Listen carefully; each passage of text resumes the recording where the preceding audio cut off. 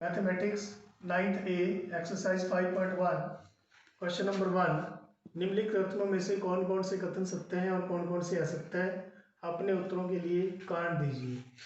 First है, एक बिंदु से होकर केवल एक ही रेखा जा सकती है। सेकंड, दो भिन्न बिंदुओं से होकर जाने वाली असंख्य रेखाएं हैं। थर्ड, एक शांत रेखा दोनों ओर निश्चित रूप से बढ़ाई जा सकती है। फोर्थ, यदि दो वृत्त बराबर हैं तो उनकी त्रिज्याएं बराबर होंगी। फिफ्थ, आकृति 5.9 में यदि A B equal to P Q और P Q equal to X Y है तो एक्स वाई बराबर ए बी बराबर है एक्स वाई। तो इस सभी के आंसर में हम देख लेते हैं। फर्स्ट पार्ट आपका असत्य है, क्योंकि एक बिंदु से असंख्य रेखाएं खींची जा सकती हैं। मान लो ये बिंदु है, इससे आप जितनी मर्जी रेखाएं खींच सकते हो, तो आपका ये असत्य हो गया।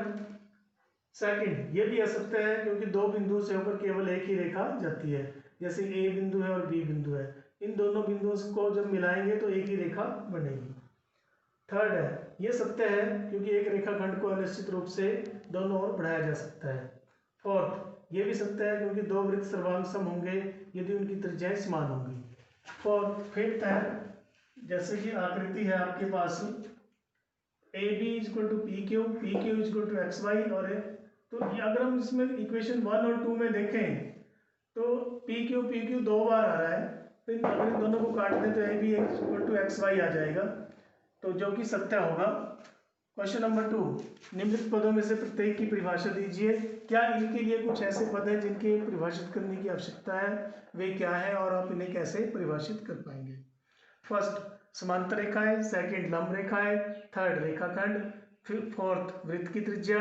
फिफ्थ, वर्ग। फर्स्ट, समांतर रेखा, इसकी परिभाषा क्या होगी? वे रेखाएं जो बढ़ाए जाने पर कहीं भी प्रतिच्छेद नहीं करती, उनकी बीच की दूरी हमेशा समान रहती है।